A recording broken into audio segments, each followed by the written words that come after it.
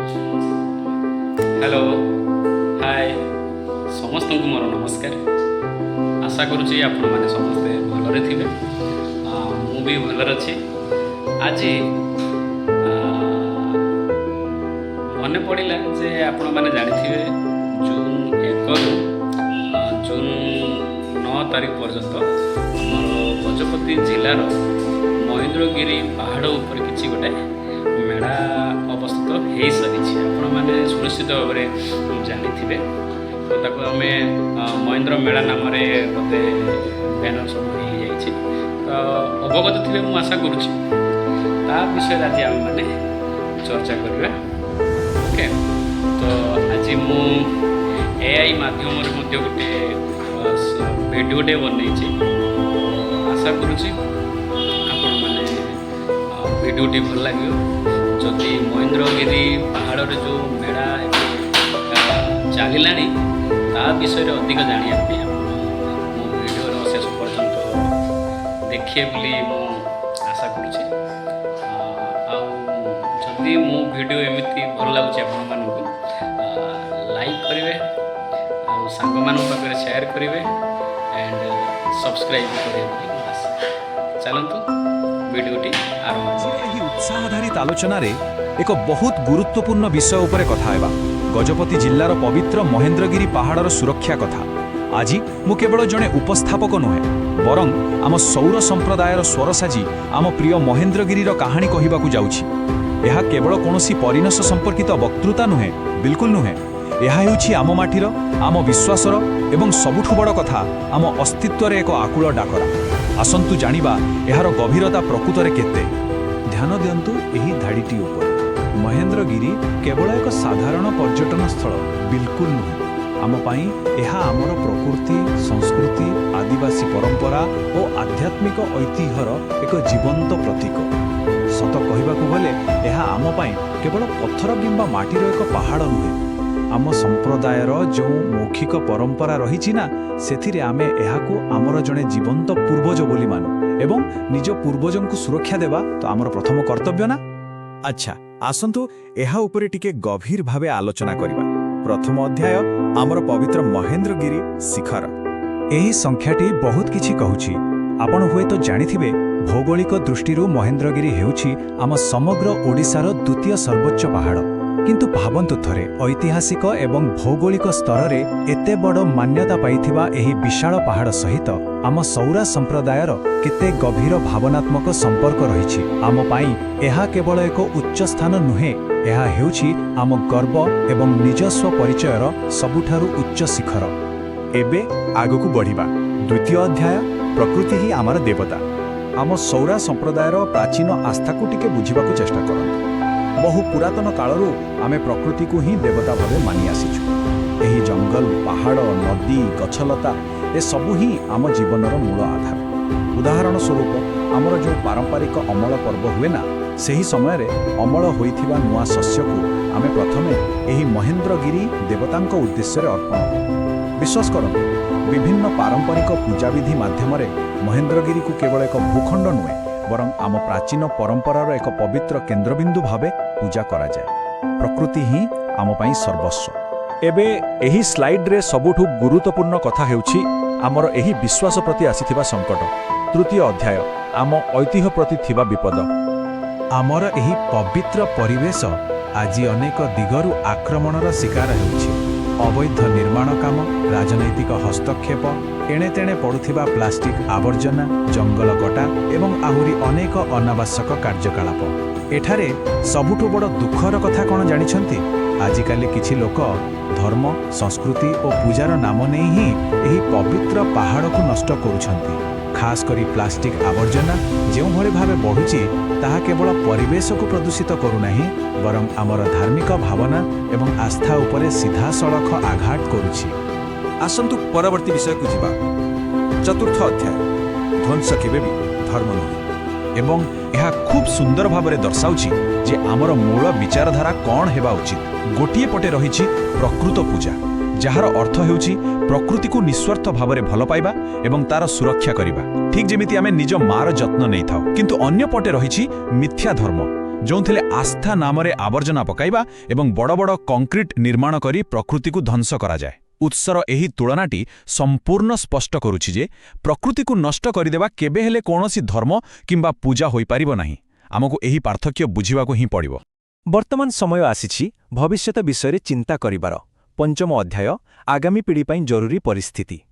ଦେଖନ୍ତୁ, ମହେନ୍ଦ୍ରଗିରି କେବଳ ଏକ ସାଧାରଣ ପାହାଡ଼ ନୁହେଁ। ଏହା ହେଉଛି ଆମ ସମସ୍ତଙ୍କର ପରିଚୟ, ଆମର ଅମୂଲ୍ୟ ପରମ୍ପରା ଓ ପ୍ରକୃତି ଦେଇଥିବା ଏକ ଅନୁପମ ଉପହାର। କିନ୍ତୁ ବାସ୍ତବତା ହେଉଛି ଏହି ଅମୂଲ୍ୟ ଉପହାର ଆଜି ଆମ ଆଖି ସାମ୍ନାରେ ଧୀରେ ଧୀରେ ଆମ ହାତରୁ ଖସିଯିବାକୁ ବସିଛି। ଆଉ ଏହା ସମଗ୍ର ସୌରା ସମ୍ପ୍ରଦାୟର ମୂଳ ସତ୍ତା ଏବଂ ପରିଚୟକୁ ଏକ ଘୋର ବିପଦ ଆଡ଼କୁ ଠେଲି ଦେଉଛି। ତେଣୁ ଏଠାରେ ଗୋଟିଏ ବହୁତ ଗୁରୁତ୍ୱପୂର୍ଣ୍ଣ ପ୍ରଶ୍ନ ଉଠୁଛି, ଯଦି ଆମେ ଆଜି ଏହାକୁ ସୁରକ୍ଷା ନ ଦେବା ତେବେ ଆସନ୍ତା ପିଢ଼ି କ'ଣ କେବେ ଆମକୁ କ୍ଷମା କରିବ? ଯେତେବେଳେ ଭବିଷ୍ୟତର ପିଲାମାନେ ଏହି ଦୁନିଆର ଦାୟିତ୍ୱ ନେବେ, ସେମାନେ ଆଜିର ଏହି ନୀରବତା ଏବଂ ଅବହେଳା ପାଇଁ ଆମ ବିଷୟରେ କ'ଣ ଭାବିବେ? ଏହି ପ୍ରଶ୍ନର ଉତ୍ତର ଆମ ସମସ୍ତଙ୍କୁ ଖୋଜିବାକୁ ପଡ଼ିବ। ଏବେ ଆସନ୍ତୁ ଆମର ଶେଷ ବିଷୟକୁ ଯିବା। ଷଷ୍ଠ ଅଧ୍ୟାୟ, ବଞ୍ଚିବାର ଏକ ଆକୁଲ ନିବେଦନ। ଆସନ୍ତୁ ଦେଖିବା କିପରି ଆମେ ଏକାଠି ମିଶି ଏକ ସମାଧାନ ବାହାର କରିପାରିବା। ଆମର ଏହି ପବିତ୍ର ଇତିହାସକୁ ରକ୍ଷା କରିବା ପାଇଁ 3ଟି ସହଜ କିନ୍ତୁ ଅତ୍ୟନ୍ତ ଜରୁରୀ ପଦକ୍ଷେପ ରହିଛି। ପ୍ରଥମତଃ, ମହେନ୍ଦ୍ରଗିରିରେ ଚାଲିଥିବା ସମସ୍ତ ଅବୈଧ ରାଜନୈତିକ କିମ୍ବା ପ୍ରକୃତି ବିରୋଧୀ କାର୍ଯ୍ୟକଳାପ ତୁରନ୍ତ ବନ୍ଦ ହେବା ନିତାନ୍ତ ଦରକାର। ଏବଂ ଯେଉଁମାନେ ପରିଦର୍ଶନରେ ଆସୁଛନ୍ତି ସେମାନଙ୍କ ପାଇଁ ଏକ ଛୋଟ ଅନୁରୋଧ, ନିଜ ସାଙ୍ଗରେ ଆଣୁଥିବା ପ୍ଲାଷ୍ଟିକ୍, ପାଣି ବୋତଲ କିମ୍ବା ପଲିଥିନ୍ ବ୍ୟାଗ୍କୁ ସେଠାରେ ନ ପକାଇ ଦୟାକରି ନିଜ ବ୍ୟାଗ୍ରେ ସାଥିରେ ଫେରାଇ ନିଅନ୍ତୁ। ଏତିକି କଲେ ମଧ୍ୟ ପ୍ରଦୂଷଣ ବହୁତ କମିଯିବ। ଦ୍ୱିତୀୟତଃ, ପରିବେଶ, ଆମର ସଂସ୍କୃତି ଓ ଆଦିବାସୀ ଆସ୍ଥାକୁ ହୃଦୟର ସହ ସମ୍ମାନ କରିବାକୁ ଶିଖିବା। ଏବଂ ତୃତୀୟତଃ, ଏହି ପବିତ୍ର ପାହାଡ଼ ପ୍ରକୃତିକୁ ସୁରକ୍ଷିତ ରଖିବା ପାଇଁ ଆମ ସମସ୍ତଙ୍କୁ ଏକଜୁଟ ହେବାକୁ ହିଁ ପଡ଼ିବ। ଏହି ସମ୍ପୂର୍ଣ୍ଣ ଆଲୋଚନାର ସାରମର୍ମ କେବଳ ଗୋଟିଏ ସତ୍ୟରେ ଲୁଚି ରହିଛି, ପ୍ରକୃତି ରହିଲେ ଆମେ ରହିବୁ, ପାହାଡ଼ ରହିଲେ ଆମ ସଂସ୍କୃତି ରହିବ। ଏହା କେବଳ ଗୋଟିଏ ସାଧାରଣ ଧାଡ଼ି ନୁହେଁ, ମାନବ ଜୀବନର ସବୁଠାରୁ କଠୋର ବାସ୍ତବତା। ସୌରା ସମ୍ପ୍ରଦାୟର ଏହି ନିବେଦନ ସମସ୍ତଙ୍କ ପାଇଁ ଏକ ଚେତାବନୀ। ଯଦି ଆଜି ଆମେ ଏହି ପାହାଡ଼ ଓ ପ୍ରକୃତିକୁ ବଞ୍ଚାଇ ନ ପାରିବା, ତେବେ କାଲିକୁ ଆମର ନିଜସ୍ୱ ପରିଚୟ ବୋଲି ଆଉ କିଛି ବି ବାକି ରହିବା ନାହିଁ। ତେଣୁ ଶେଷରେ ଏକ ଚିନ୍ତାଜନକ ପ୍ରଶ୍ନ ମୁଁ ଛାଡ଼ି ଯାଉଛି, ଆମେ କ'ଣ ପ୍ରକୃତରେ ଆମର ମୂଳକୁ, ଆମର ପ୍ରକୃତିକୁ ଏବଂ ଆମର ଭବିଷ୍ୟତକୁ ରକ୍ଷା କରିବା ପାଇଁ ପ୍ରସ୍ତୁତ ଅଛୁ ତ? ଆଜି ହିଁ ଭାବନ୍ତୁ, କାରଣ ଆଉ ସମୟ ନାହିଁ। ଆଶା କରୁଛି ମୋର ଏହି AI ଭିଡ଼ିଓ ଆପଣମାନଙ୍କୁ ବହୁତ ହି ଭଲ ଲାଗୁଥିବ। ବହୁତ ଚେଷ୍ଟାରେ ମୁଁ AI ଭିଡ଼ିଓ କେମିତି ବନାଯାଏ ତାହା ମୁଁ ଶିକ୍ଷା ପାଇଲି। ଶିକ୍ଷା ମାନେ ତାହା ନୁହଁ ଯେଉଁଟାକି ଆମେ ମାନେ କେବଳ ଜବ୍ କରିବା, କେବଳ ସେଟେଲ୍ଡ ହେବା, ଦ୍ୟାଟ୍ ଇଜ୍ ନଟ୍ ଗୋଟେ ମାନେ ମୁଁ ଭାବୁଛି ଗୋଟେ ଭଲ ଏଜୁକେସନ୍ ନୁହଁ। ମୋର ଏହା ପ୍ରୟାସ ଯେ ଏଇ AI ଜମାନାରେ, AI ଟେକ୍ନୋଲୋଜି ଦୁନିଆରେ ଆପଣମାନେ କିଛି କରିବା ସହିତ, ଜବ୍ କରିବା ସହିତ ଆଉ କିଛି ଏକ୍ସଟ୍ରା କରିକୁଲମ୍ କରିବା ଦରକାର। ସେଥିପାଇଁ ମୁଁ ଆଜି ଆପଣମାନଙ୍କ ଗଣରେ AI ଭିଡ଼ିଓ କେମିତି ବନାଯାଏ ତା ବିଷୟରେ ମୁଁ ମାନେ କ'ଣ କହିବି ଯେ ଶିଖିଲି, ଜାଣିଲି। ତ ଏଇସବୁ ଆପଣଙ୍କ ଗଣରେ ମୁଁ ଉପସ୍ଥାପନ କରୁଛି। ଆଚ୍ଛା, ତ ଏଇ ଯେଉଁ 9 ଦିନ ମହେନ୍ଦ୍ରଗିରିରେ ଯେଉଁ ମହେନ୍ଦ୍ର ମେଳା ହେଉଛି, ସେଥିରେ ସମସ୍ତଙ୍କୁ ସ୍ୱାଗତ ଏବଂ ଆଶା କରୁଛି ସବୁ ଠିକ୍ ଠାକ୍ରେ ଚାଲିବ। କାରଣ ଏଇଟା ବହୁତ ସ୍ୱାଗତ ଯୋଗ୍ୟ ପଦକ୍ଷେପ ଆମ ଓଡ଼ିଶା ସରକାର ବା ଗଜପତି ଜିଲ୍ଲା ସରକାର ତରଫରୁ। ମୁଁ ଆଶା କରେ ଯେ ଏମିତି କିଛି ପରିସ୍ଥିତି ନ ହେଉ ଯେଉଁଟାକି ଆମ କମ୍ୟୁନିଟି ମଧ୍ୟରେ କିଛି ବିଶୃଙ୍ଖଳା ଜାଗ୍ରତ ହେବ ଏବଂ କିଛି ଗୋଟେ ପ୍ରୋବ୍ଲେମେଟିକ୍ ସୃଷ୍ଟି ହେବ। ସେଥିପାଇଁ ମୁଁ ଆଶା କରୁଛି ସେମିତି କିଛି ନ ହେବ। ଆଉ ମୁଁ ଏହା କହି ରଖେ ଯେ ଏବେ ଯେଉଁ 9 ଦିନ ହେବ, ନିହାତି ଭାବରେ ବହୁତ ଏମିତି ଲୋକ ଅଛନ୍ତି ବିଶୃଙ୍ଖଳା ସୃଷ୍ଟି କରିବା ପାଇଁ ଏବଂ ସେଥିରେ ଯେଉଁ ମେଳାରେ ଆଲକୋହଲ ହେଲା କିମ୍ବା ଏମିତି ବହୁତ ଇଲିଗାଲ ଜିନିଷ ଗୁଡ଼ାକ ମେ ବି ହେଇପାରେ। ତ ତା ପ୍ରତି ଆପଣମାନେ ସଚେତନ ରହିବା ଦରକାର।